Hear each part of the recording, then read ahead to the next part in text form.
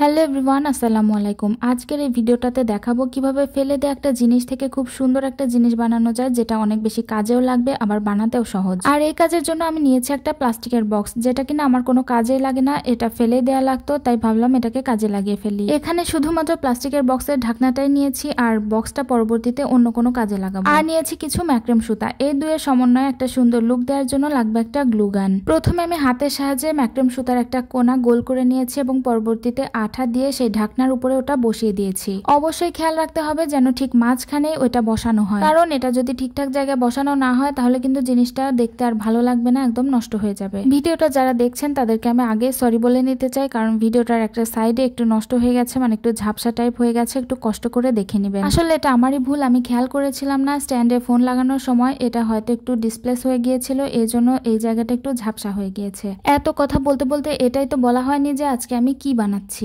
এখানে আমি চায়ের কাপ রাখার জন্য একটা কোস্টার বানাচ্ছিলাম, মানে একটা টেবিল ম্যাট। তো যাই হোক, ঢাকনার উপরের দিকটা আমি পুরোপুরি ম্যাক্রেম সুতা আর আঠার সাহায্যে কভার করে নিয়েছি। সম্পূর্ণ কভার করা হয়ে গেলে লাগবে কিছু ম্যাক্রেম সুতারই ছোট ছোট পিস। ছোট পিসগুলো আমি একদমই মেপে নিয়ে হাতের আন্দাজে নিয়েছি। পরবর্তীতে এটা কেটে ফেলতে হবে। খুব বেশি বড় নেওয়ার দরকার নেই, আবার খুব বেশি ছোটও নেওয়ার দরকার নেই। ঢাকনার উপরে পেঁচানোর পরে যে লম্বা দড়িটা থেকে গিয়েছিল, সেই দড়িটার সঙ্গে এই ছোট দড়িগুলো বেঁধে দিতে হবে। নর্মাল ভাবে বাঁধলে কিন্তু হবে না, এটা বাঁধার একটা সিস্টেম আছে, যেটা কিনা ভিডিওটা ভালো মতো দেখলে তবেই বুঝতে পারবেন। এখানে আমি কিছুটা পরিমাণ ছোট দড়ি বেঁধে নিয়েছি, তারপর এটা আঠা দিয়ে লাগিয়ে নিব।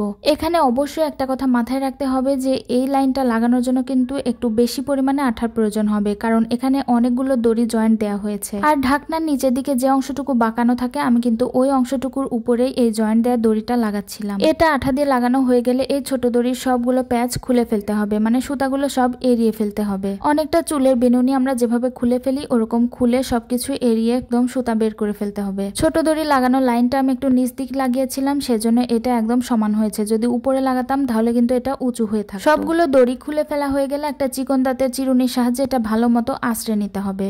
আর কোনোভাবে এই কাজটা স্কিপ করা যাবে না, কারণ এটা যদি ভালো মতো আঁচড়ে না নেন তাহলে যখন এই সুতাগুলো কাটবেন তখন কিন্তু সেগুলো সমান হবে না। এই সুতা কাটার কাজটাকে আপনারা সহজ করতে চাইলে আরেকটা কাজ করে নিতে পারেন। একটা কলমের সাহায্যে একটু গোল করে দাগ দিয়ে নিতে পারেন, যেন পরবর্তীতে সেই দাগের উপর দিয়ে কেচি দিয়ে কেটে ফেলতে পারেন। আমি এখানে কোনো দাগ দেইনি, নিজের চোখের আন্দাজেই কেটে নিচ্ছিলাম। আমি এই কাজগুলো এর আগেও অনেকবার করেছি, সেজন্য আমার এখানে কোনো ভয় কাজ করেনি, আমি আন্দাজেই কেটে ফেলেছি। যারা প্রথমবার করবেন তারা একটা সাইন পেনের সাহায্যে দাগ দিয়ে নেবেন, আর কাটার মাঝে মাঝে এটা একটু আঁচড়ে নেবেন যেন এটা সঠিকভাবে কাটা হয়। যদি কেউ চান যে ঢাকনার উপরে গোল যে অংশটুকু আমি পেঁচালাম শুধু ওটুকুই রাখবেন, তাহলেও কিন্তু হবে, কিন্তু যদি একটু সুন্দর দেখাতে চান তাহলে অবশ্যই লাস্টের স্টেপটা ফলো করবেন। আরেকটা কথা, এই ম্যাক্রেম সুতাগুলো কিন্তু বিভিন্ন হার্ডওয়্যারের দোকানেও পাওয়া যায়, আর বিভিন্ন সুতার দোকানেও রাখে, তবে সব সুতার দোকানে এই দড়িগুলো রাখে না। এখানে আমি এই কোস্টারটাকে উল্টে পাল্টে ভালো মতো আঁচড়ে নিয়ে তারপর সব সুতা সুন্দর মতো কেটে নিয়েছি। আর তারপরে কিন্তু আমি পেয়ে গেছি এই সুন্দর জিনিসটা। এই টাইপের জিনিস আমার সবসময় অনেক বেশি ভালো লাগে, আর নিজে হাতে বানালে সেটা আরো বেশি ভালো লাগে। তো জিনিসটা কেমন হলো কমেন্টে অবশ্যই জানাবেন। আল্লাহ হাফেজ।